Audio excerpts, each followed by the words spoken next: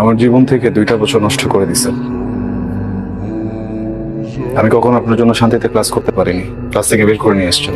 আমি কখনো ফ্রেন্ডদের সাথে ঠিকভাবে আড্ডা দিতে পারিনি, সেখান থেকেও নিয়ে আসছেন।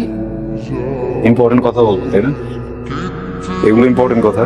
একটা ছেলেকে 2টা বছর অপেক্ষা করানোর পরে তার হাতে বিয়ের কার্ডটা ধরে দিচ্ছেন, এটা ইম্পর্টেন্ট কথা। তাকায় আছেন কেন বলেন না?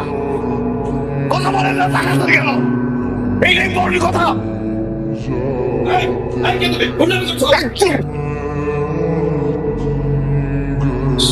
সরি সরি সরি আঙ্কেল, এখানে কোনো সিক্রেট করতে আসি নাই। উনি